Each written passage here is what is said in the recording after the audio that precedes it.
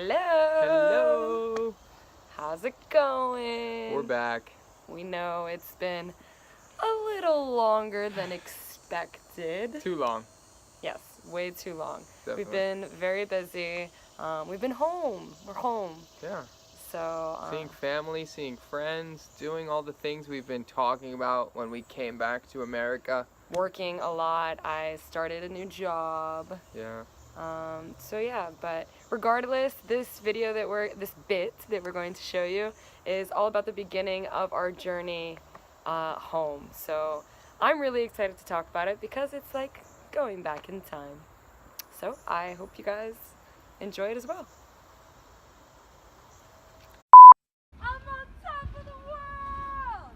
Porque no supiste entender a mi corazón lo que había en él, porque no tuviste el valor de ver quién soy, porque no escuchas lo que está tan cerca de ti, solo el ruido de afuera y yo que estoy a un lado desaparezco para ti.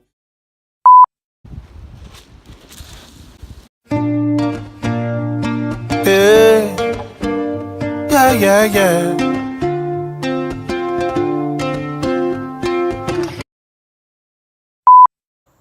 So this video is actually about one of our first destinations on our journey home, Ribadesella. We are in Ribadesella.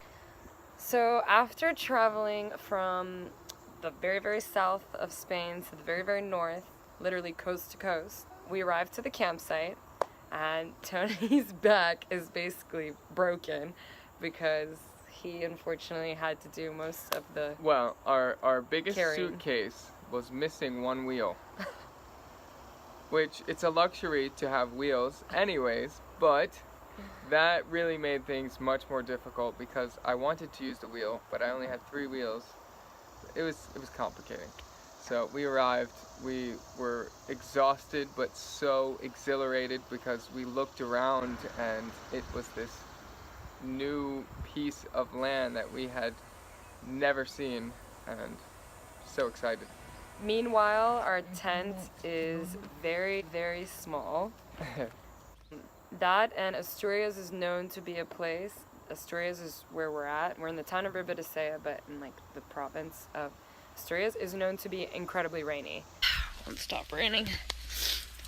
Where are we? That part of Spain is kind of like the Ireland of Spain, they say. So we're scared because our tent isn't waterproof. Oh, my eye, man. It's fucked up.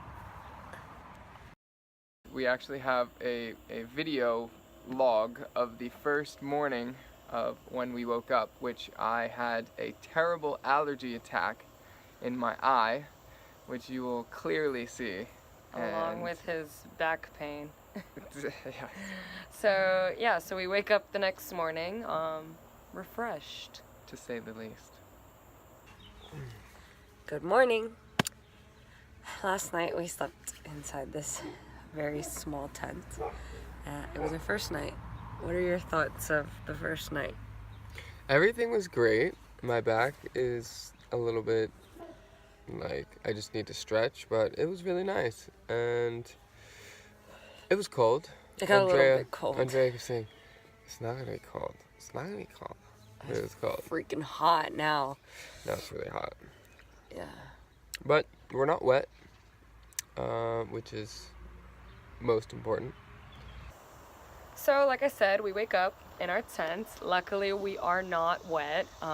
Very it's happy funny about because we even tried so hard to look for like a tarp for the tent, and what we end up buying is a barbecue grill cover, and it was just in case. Yeah, and it just wasn't adequate.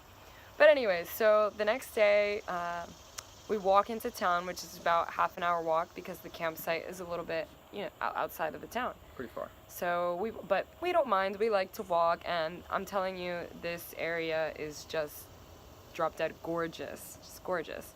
So we take a walk into the town and we stroll, and buildings are beautiful, colorful. It was breathtaking.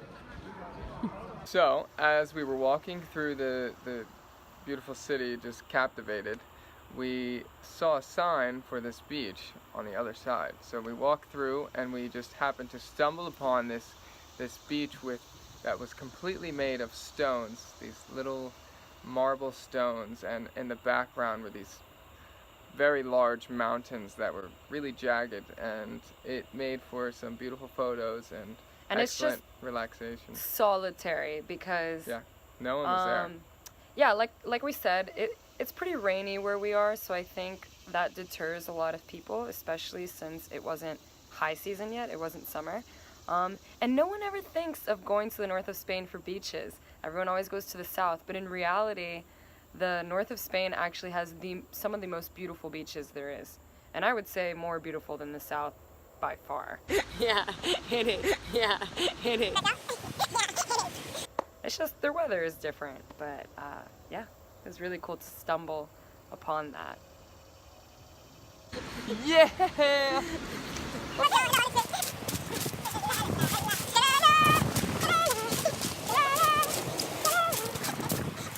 Wow. So, after our little detour, we began our journey to the top of the mountain, which was a lookout that had a little church sitting at top, and you could see everything. So we started going up, and every time we stopped, we had a better and better view, which was important because Ribadesella has an interesting design, layout, structure. Yeah. So like, imagine like a mini peninsula kind of thing. So there's this piece of land, it's like rounds like this, and the ocean just feeds in. So I guess that's a bay. So, but it's just a river. So it's the ocean turned into a river. So the town just sits on this weird loop-de-loop of a land. So we finally arrived to the top with better and better views continuing the entire time. And we see the church, we see the wonderful rounded beach, and we walk to the other side where we actually locate where we were, which was the little beach. I don't know. I can't explain Ribadesella. Beep. Okay, so yeah, we were still tired, so we kind of cut the day short. We went and got some food, which later we will show you. But yeah, so we went back to the campsite, decided we needed a good night's rest because the next day we were gonna check out what? Dinosaur footprints! Dinosaur footprints, like what? Whoa. Super cool. So yeah. This is one of the most epic places I have ever been to. What about you? Hey! I'm sorry, what? So yeah, we get to this place. It was wild getting there actually. We had to like karate chop through a ton of weeds. It was insane. And there was like no path. It was so weird because there was signs saying, I don't even remember what the sign said, dinosaur whatever this way. And so we're like following the sign. Seriously? There's legitimately like no path, just like kind of some smushed down plants that lets you know there has been life, but I don't know how long ago there's Also, been life. an electric fence that I I was made aware of against my will. more than once. It happened to me too. So yeah, I've never been electrocuted by a fence. That was my first time. So, yet again, another hike that ended in a fabulous meal because we were famished. Yeah. Come on.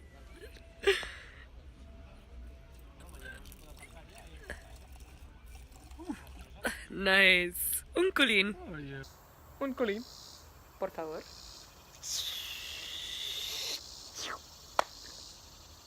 And you have to drink it at the moment you have it. So you have to just... So yes, very typical Asturian thing. It's cider, apple cider. It's alcoholic. Super delicious. And they say you have to like pour it from up high because it catches the oxygen and apparently makes for a distinct, delicious taste. So, when you go to Asturias, You have to try this. You And it's have very to. cheap. It's really, really you cheap. buy it by the bottle. You can't buy it. Yeah, it's like $3 for a You will biggish bottle. easily drink the bottle. So. And you say un culín, por favor, and they'll give you un culín. They serve it because it's really messy. Like restaurants have a special bucket thing so that they can pour it. And they pour it for you and you have to drink it immediately. Like a shot. Ready?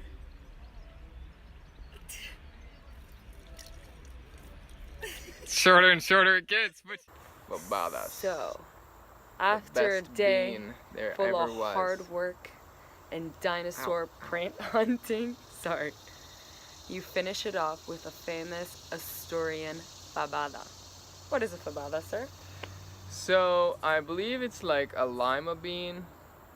Maybe not a lima bean, but it's a large white bean mixed with morcilla, which is blood sausage. I believe there's chorizo. There's another type of meat. I believe it's just like some sort They of have like ham. that pork thing. Yeah, it's like pork fat. Yeah, it's a nice, Like a ham thing. a nice chunk of lard, basically. Followed by a vinegar, and of course more spices that I don't really know, and some other things. But this stuff is probably my favorite thing of Spain. Very good. Fabadas. They're so good. And I can only imagine in the middle of winter eating a nice warm fabada. They're fattening. Oh, but this was still nice because I forgot to say that after all of that trekking, I now was dying of allergies. Like my eyes were literally like, She and I was like, basically crying. achoo, like, no, yeah, I was. People would probably think that he's abusive because I was just like crying from allergies. My face was just like red, like, whew. But I just drank some more apple cider and I was okay. Sidra. Sidra. Yeah, some sidra.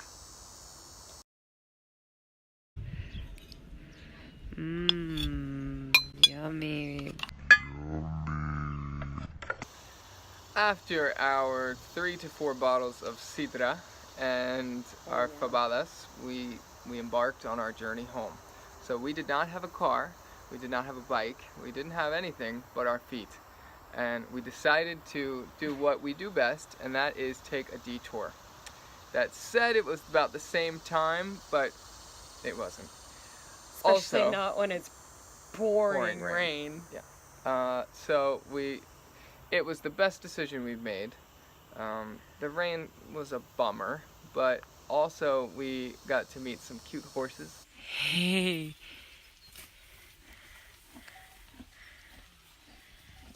Some dogs, goats. Asturias is really just this untouched, like untamed part of Spain. And Seriously. I would say it's a shame, but really it's not, because I think that's what makes it, you know, in part so beautiful, is that there's like no tourists there. It's just untouched, raw, like old buildings. It's just really cool. I don't know how to explain it. One thing we found was this house that was on stilts. Oh, yeah. That basically, we didn't know what it was for, but we found out later that it was elevated because of the moisture. And the crops, when they would sow them, they would store them in these things so that they wouldn't spontaneously combust because of humidity. So they were raised so they wouldn't Which seems ironic. become damp. And also to stay away from like rats and Yeah. insects and stuff like that. But what's really cool From about the it, Middle Ages. yeah, it's super old, and they've just been How old? Super old. and they've just been kept around. Like, I mean, because it also costs to knock things down, but it's just this like icon of Asturias. This is Asturias. Right in my area. Not rehearsed. This is America. Guns in my area. So, that concludes our time in Ribadesella and our damp, very wet time in Ribadesella. When we arrived back, we packed up our things, left the tent for someone else that would hopefully need it, Left some clothes some clothes. because it was wet. Well, we can't pack our wet clothes. And we went to San Sebastian, which is my now favorite Spanish city. And there we did a special tribute to the late Anthony Bourdain. So I hope you guys will tune in for my man, Anthony. Alright guys, much love. Peace out. I took a walk through this beautiful world. Felt the cool rain on my shoulders. Da-na-na-na. I took a walk through this beautiful world. Felt the cool rain getting colder.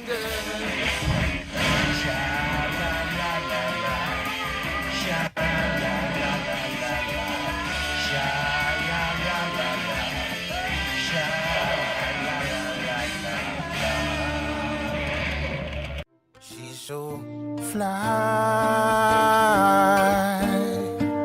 Excuse her while she kissed the sky.